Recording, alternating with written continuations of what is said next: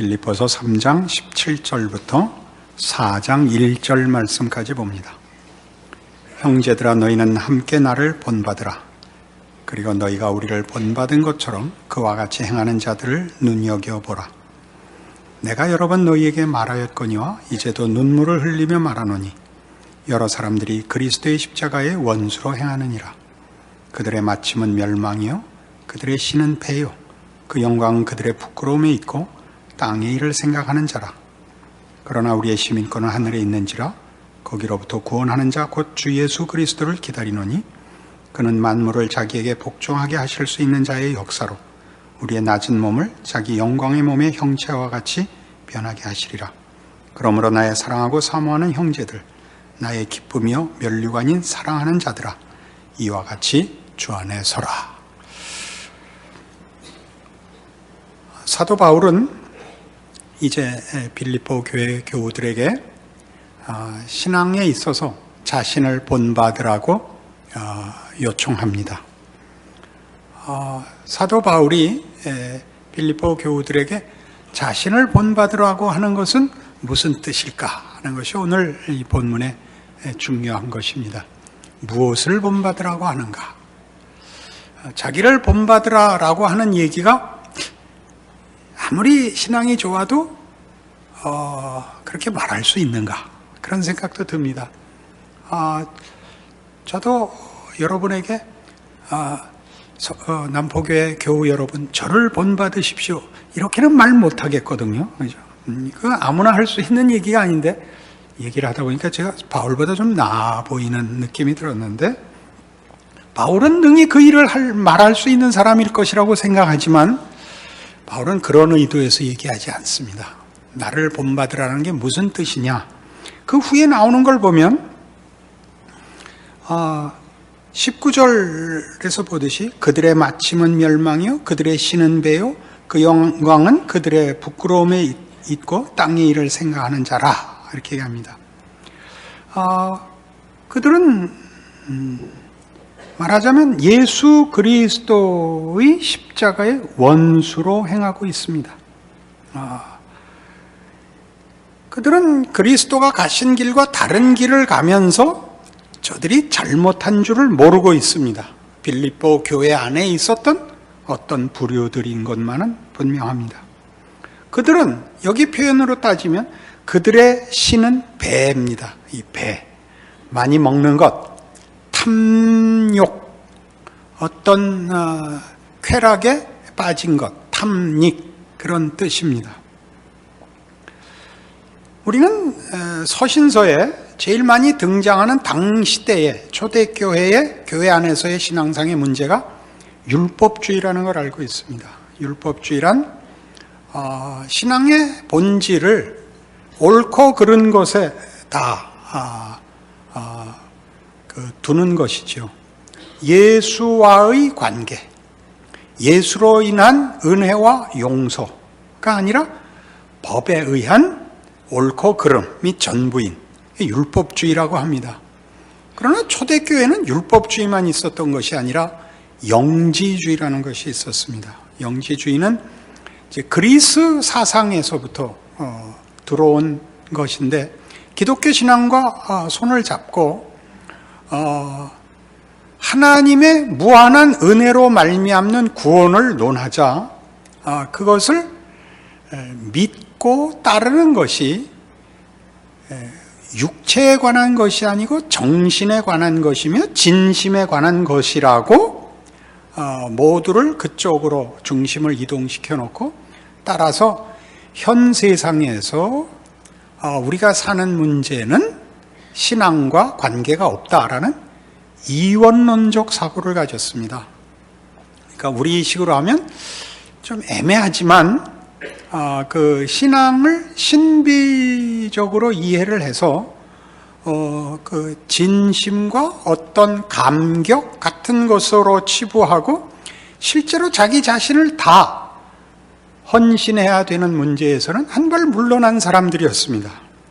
무슨 짓을 해도 괜찮은 반율법주의자들, 우리 다른 표현으로는 믿음 지상주의자들이 생겨났습니다. 이 둘은 어떤 면에서 공통점을 가지느냐 하면 신앙생활이라는 것이 육체가 관련된, 육체가 요구되는 전 존재라는 것을 거부하고, 하나는 법으로, 하나는 이상으로, 그것을 육체로 표현해야 되는 책임을 사실은 슬쩍 회피해버렸습니다. 여기에 대한 성경의 가장 중요한 권면은 이것입니다. 로마서 12장 1절 말씀입니다. 255페이지 신약 성경입니다. 로마서 12장 1절. 그러므로 형제들아, 내가 하나님의 모든 자비하심으로 너희를 권하노니 너희 몸을 하나님이 기뻐하시는 거룩한 산제물로 드리라. 이는 너희가 드릴 영적 예배니라. 그래서 몸이 요구되고 있습니다. 너희 몸을 산제물로 드리라 해서 이 산제물은 갖다 바치는 제물이 아니고 살아가는 제물, 인생과 현실을 살아가는 것으로, 삶으로 바치라라는 뜻이었다고 몇 번 설명한 기억이 납니다. 그러니까 너희 몸을, 너희 전 존재를 삶으로 하나님께 바치라. 법과 이념과 이상과 진심이라는 것으로 넘겨서 실제로 살아야 되는 책임 있는 행위, 책임 있는 실천, 순종이라는 것을 외면하지 마라. 이런 뜻입니다. 이게 우리에게는 만만치 않은 문제입니다. 신앙이 좋고 나쁜 것을 따질 때는 우리 개신교 전체의 신앙의 그 강점이 교리적이기 때문에 굉장히 이론적인 쪽으로 치우쳐 있습니다. 그것이 강점을 가지고 있음에도 불구하고 약점이 있는 겁니다. 어떤 약점이 있냐면 개신교 전체의 기독교 신앙이라는 것은 예전에 로만 캐톨릭과 대항하여 종교 개혁을 일으켰을 때 로만 캐톨릭이 가지고 있었던 전통과 예식을 중시하는 신앙의 표현 방식, 신앙을 담아내는 방식에 대하여 반대한, 그래서 내용과 이해를 강조한 그 개혁이었거든요. 그래서 성직자들에 의해서 무슨 뭔지 내용은 없고 형식적인 예식에 의해서 신앙을 묶는 것을 반대하고 각 개인이 신앙을 이해하고 항복하고 실천하는 것에 강조점을 두는 바람에 그것이 더 낫다고 우리는 생각하는 쪽에 속해 있습니다. 이 지금 약점을 얘기하기 전에 우리의 강점은 지금 우리가 소위 말하는 천주교가 취하는 신앙의 모습과 신앙을 담아내는 방식보다 우리가 더 낫다고 우리는 자신하고 있습니다. 그럼에도 불구하고 그 따라온 약점은 너무 신앙이 사변화됐다는 사실입니다. 그래서 우리 쪽이 훨씬 뭐가 강하냐면 비판이 강합니다. 예전과 전통이라는 것은 어떻게 더 이렇게 치장을 잘하느냐, 정성을 바치느냐의 본질을 갖고 있는데 반해서 우리는 이해하고 분명히 하게 하는 것을 강점으로 하고 있기 때문에 따지고, 그래서 견해 차이가 많고, 그래서 비판적인, 긍정적인 면에서의 비판과 부정적인 면에서의 비판 정신을 우리에게 큰 본질로 가지게 되었습니다. 그러게 되자 우리는 신앙이 말로 할 때가 훨씬 강하고 실천하는 데는 훨씬 약합니다. 그러니까 뭐 쉽게 얘기해서 이제 개신교에서는 어느 교회나 우리 교회에 뭐가 문제라고 생각하십니까? 그러면 전부 이런 원칙적이고 이상적인 문제들이 나옵니다. 어느 교회나 나오는 대꾸, 사랑이 부족합니다. 이겁니다. 사랑을 하시려면 일단 표정을 부드럽게 하셔야 됩니다. 몸뚱아리는 없고 말로 하는 문제에 너무 강해서 개신교에서는 분파가 많아진 것입니다. 끼리끼리 헤어지자. 뭘 더 이상 싸우겠느냐 해서 한국에만 정확히 모르겠는데 장로교는 교단이 100개가 넘습니다. 왜 그렇게 나뉘는가? 우리의 강점이 우리의 약점이 되어 있는 것입니다. 그럼에도 불구하고 우리의 강점은 대단히 소중한 것입니다. 그런 차원에서 지금 사도 바울이 얘기하는 너희는 나를 본받는 자가 되라고 할 때는 바로 이 문제, 너희 몸을 하나님이 받으실 만한 산 제물로 바치라에 대한 이해를 가지고 자신을 본받으라고 얘기하는 겁니다. 신앙을 어떻게 몸으로 바치는 것인가 하는 문제를 얘기하는 것이죠. 그것이 율법주의나 반율법주의에서 나오는 어떤 옳고 그른 법에 관한 것이나 이상과 진정성에 관한 문제가 아니라 실제로 살아내는 문제인가 해서 자신을 자신 있게 본으로 제시하고 있습니다. 그게 무슨 뜻일까요? 어떻게 본을 제시하고 있을까요? 고린도전서 9장에 가보십시다. 지금 읽을 고린도전서 9장은 고린도 교회에서 사도 바울이 직면한 가장 중요한 문제가 사도권의 도전이었습니다. 당신이 하나님의 종이 맞냐? 라는 문제에 직면해서 내가 사도가 맞다를 설명하는 부분입니다. 이렇게 나오죠. 1절, 내가 자유인이 아니냐? 사도가 아니냐? 예수 우리 주를 보지 못하였느냐? 주 안에서 행한 나의 일이 너희가 아니냐? 다른 사람들에게는 내가 사도가 아닐지라도 너희에게는 사도이니 나의 사도됨을 주 안에서 인친 것이 너희라. 나를 비판하는 자들에게 변명할 것이 이것이니 우리가 먹고 마실 권리가 없겠느냐? 우리가 다른 사도들과 주의 형제들과 게바와 같이 믿음에 자매된 아내를 데리고 다닐 권리가 없겠느냐? 어찌 나와 바나바만 일하지 아니할 권리가 없겠느냐? 누가 자기 비용으로 군복무를 하겠느냐? 누가 포도를 심고 그 열매를 먹지 않겠느냐? 누가 양떼를 기르고 그 양떼의 젖을 먹지 않겠느냐? 내가 사람의 예대로 이것을 말하느냐? 율법도 이것을 말하지 아니하느냐?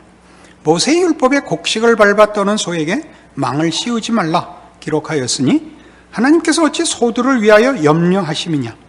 오로지 우리를 위하여 말씀하심이 아니냐? 과연 우리를 위하여 기록된 것이니 밭 가는 자는 소망을 가지고 갈며 곡식 떠는 자는 함께 얻을 소망을 가지고 떠는 것이라. 우리가 너희에게 신령한 것을 뿌렸은즉 너희의 육적인 것을 거두기로 과하다 하겠느냐? 다른 이들도 너희에게 이런 권리를 가졌거든 하물며 우리일까 보냐? 그러나 우리가 이 권리를 쓰지 아니하고 범사에 참는 것은 그리스도의 복음에 아무 장애가 없게 하려 함이로다. 성전의 일을 하는 이들은 성전에서 나눈 것을 먹으며 제단에서 섬기는 이들은 제단과 함께 나누는 것을 너희가 알지 못하느냐? 이와 같이 주께서도 복음 전하는 자들이 복음으로 말미암아 살리라 명하셨느니라. 그러나 내가 이것을 하나도 쓰지 아니하였고 또 이 말을 쓰는 것은 내게 이같이 하여 달라는 것이 아니라 내가 차라리 죽을지언정 누구든지 내 자랑하는 것을 헛된 대로 돌리지 못하게 하리라. 내가 복음을 전할지라도 자랑할 것이 없으면 내가 부득불 할 일임이라. 만일 복음을 전하지 아니하면 내게 화가 있을 것이로다. 내가 내 자의로 이것을 행하면 상을 얻으려니와 내가 자의로 아니한다 할지라도 나는 사명을 받았노라. 그런즉 내 상이 무엇이냐? 내가 복음을 전할 때 값없이 전하고 복음으로 말미암아 내게 있는 권리를 다 쓰지 아니하는 이것이로다. 내가 모든 사람에게서 자유로우나 스스로 모든 사람에게 종이 된 것은 더 많은 사람을 얻고자 함이라.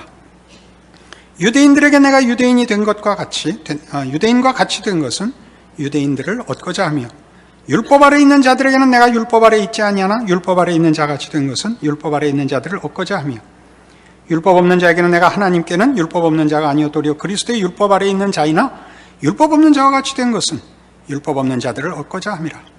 약한 자들에게 내가 약한 자와 같이 된 것은 약한 자들을 얻고자 하며 내가 여러 사람에게 여러 모습이 된 것은 아무쪼록 몇 사람이라도 구원하고자 함이니 내가 복음을 위하여 모든 것을 행하면 복음에 참여하고자 함이라. 운동장에서 다름질하는 자들이 다 달릴지라도 오직 상을 받는 사람은 한 사람인 줄을 너희가 알지 못하느냐?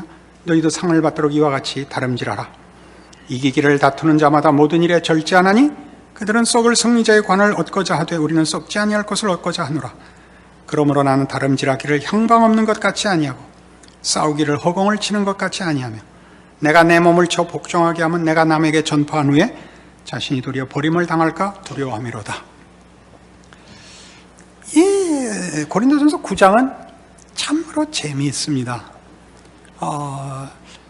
처음 읽으시면 사도 바울이 고린도 교인들 앞에 그들이 공격하고 도전하는 것에 대하여 변명하고 설명하는 것으로 보입니다. 내가 사례를 받는 것으로 너희가 나를 공격하느냐?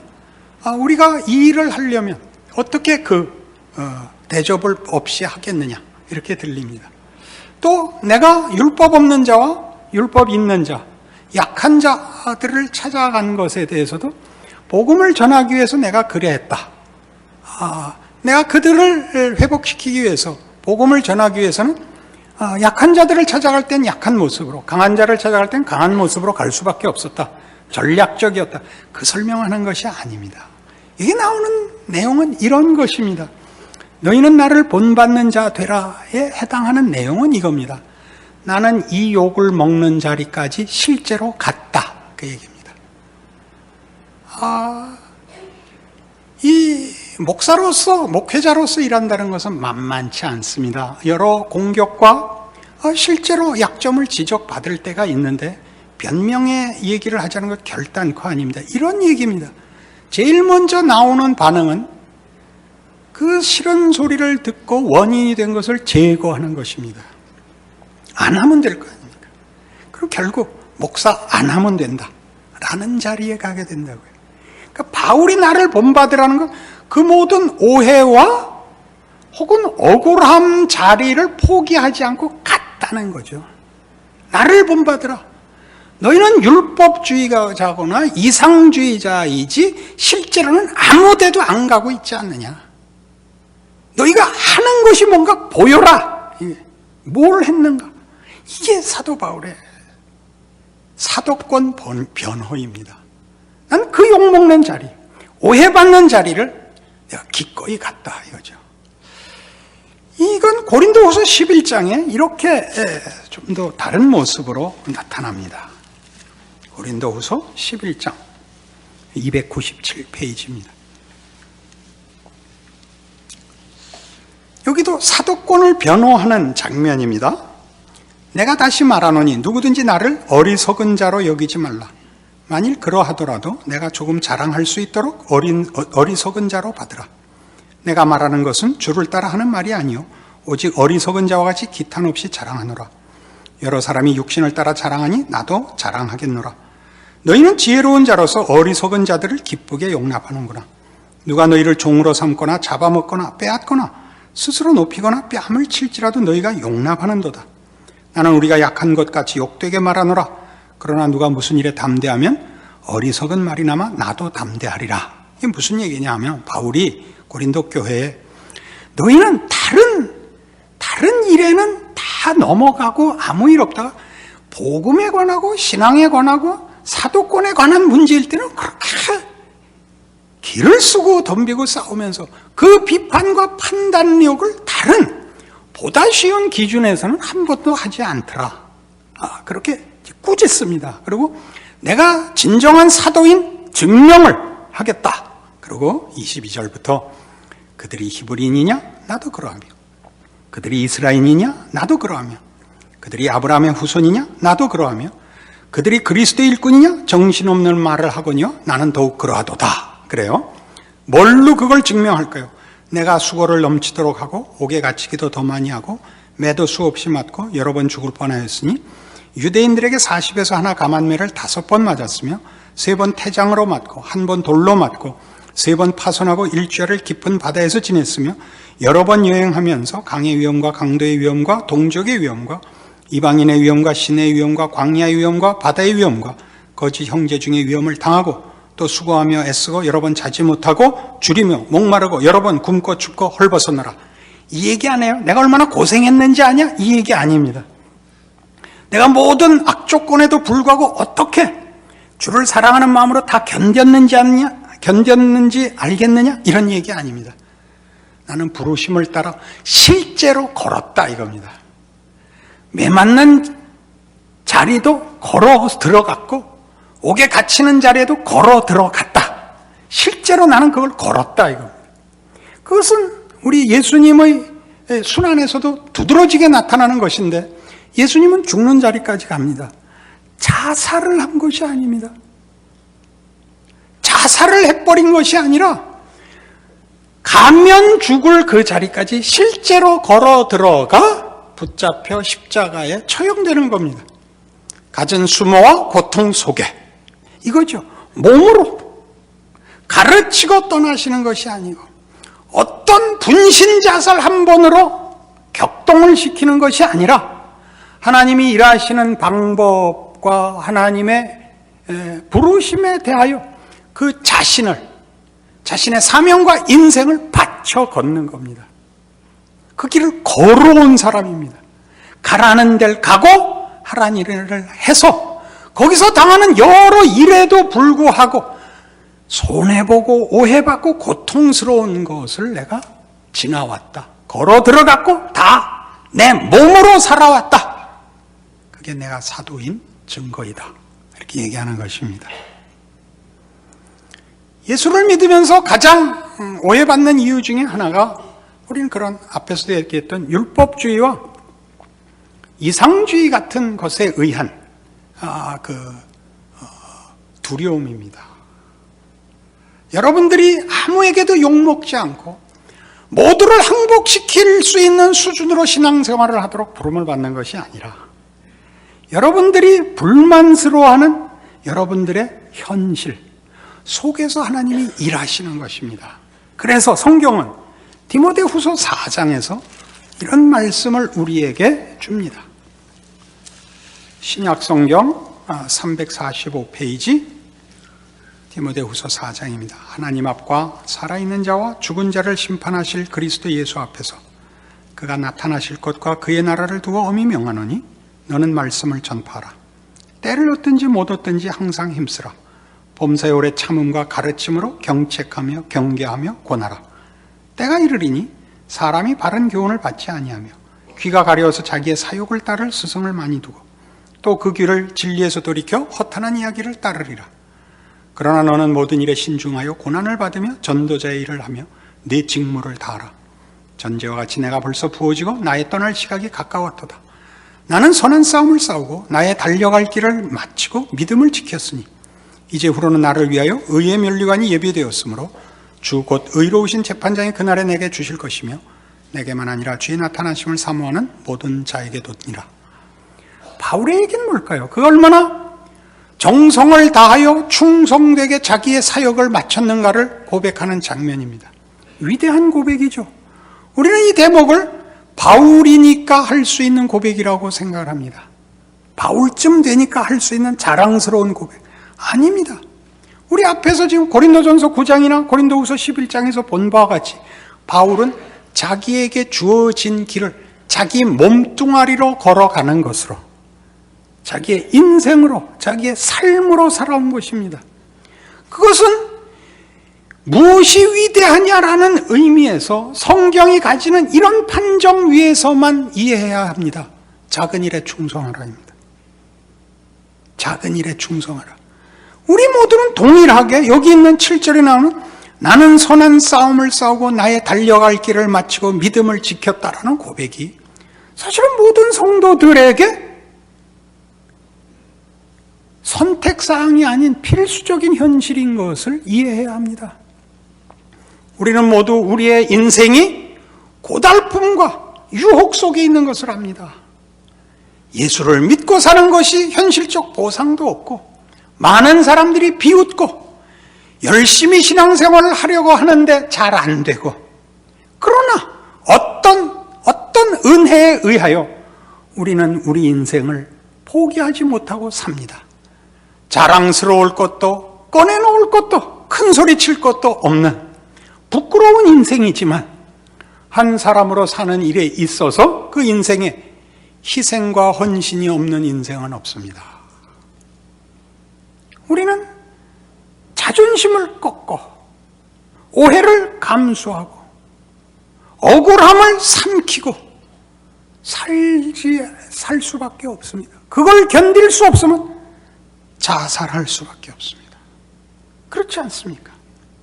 그러니까 모든 하나님의 백성들은 자랑할 것이 없고 큰 소리 칠 게 없을지라도 어느 누구도 이 세상에서 여기 앞에 나오는 대로 3절에 있는 때가 이르리니 사람이 바른 교훈을 받지 아니하며 귀가 가려워서 자기의 사욕을 따를 스승을 많이 두고 또 그 길을 진리에서 돌이켜 허탄한 이야기를 따르리라. 언제나 그런 것이 세상입니다. 우리가 사는 세상도 그렇고 우리의 인생을 살아가려면 이 위협과 유혹에서 면제될 수 없습니다. 그걸 걸어오고 있죠. 그러니까 이 3일 저녁에도 어찌할 바를 모르고 주 앞에 나와 은혜를 구할 수밖에 없습니다. 여러분 중에 누가 실력이 넘쳐서 이 자리에 의기양양하게 나올 수 있는 자가 있겠습니까? 그러나 바로 그걸 포기하지 않고 사는 것이야말로 여기 있는 사도 바울의 고백같이 나는 선한 싸움을 싸우고 나의 달려갈 길을 마치고 믿음을 지켰다라고 얘기할 수 있는 인생을 사는 것입니다. 그것이 몸으로 바치는 산 제사입니다. 부족하고 흠 많고 비난을 받을 수 있고 스스로가 한계를 확인하는 안타까움 속에서 살아가는 것이 신앙의 현실입니다. 말로 살지 않고 몸으로 살아야 됩니다. 그리고 누구에게나 그 현실이 있습니다. 누구에게나. 우리 중에 누구를 붙들고 물어봐도 행복하다 그러는 사람이 없습니다. 정신이 나가기 전에는. 우리가 기뻐했던 어떤 성취들도 인생을 사는 동안 영원한 힘이 되는 것은 없습니다.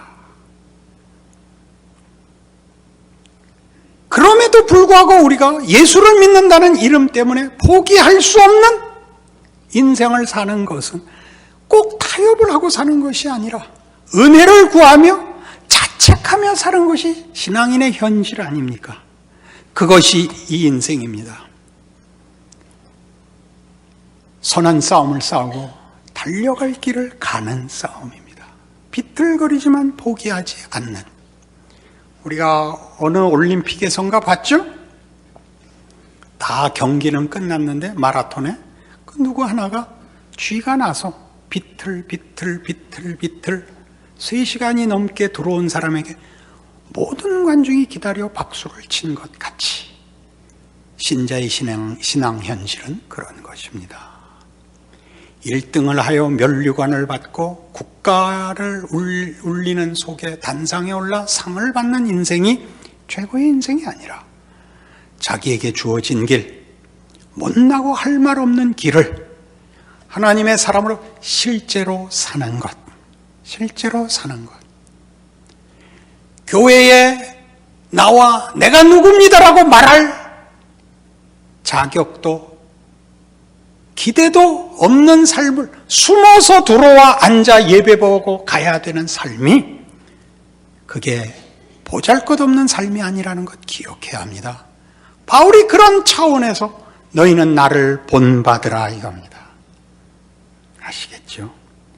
바울의 어떤 훌륭함보다도 이것, 예수께서 자기를 비워 종의 형체를 가지고 사람의 모양을 취하여 순종하기를 십자가에 죽는 자리까지 간 것 같이 실제로 신이 이 땅에 오셔서 육체로 자신의 약속과 뜻을 이루신 것 같이 우리 보고 자기 인생을 살라는 것입니다.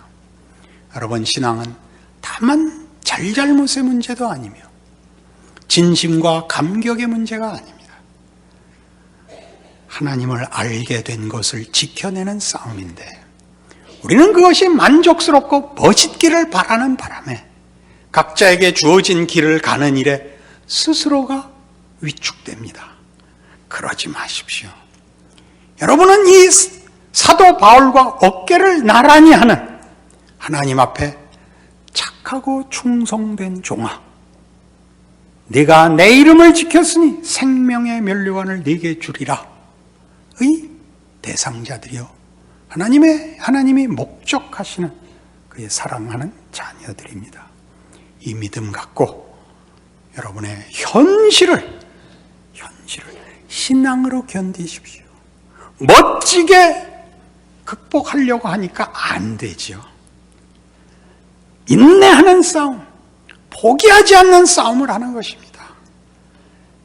성도가 신앙으로 서로 만나면 눈물이 그렁그렁하고 할 말이 없고 그런 것이 현실이요 신앙의 본질이지, 큰 소리를 치고 눈을 부릅뜰 얘기는 사실 없습니다.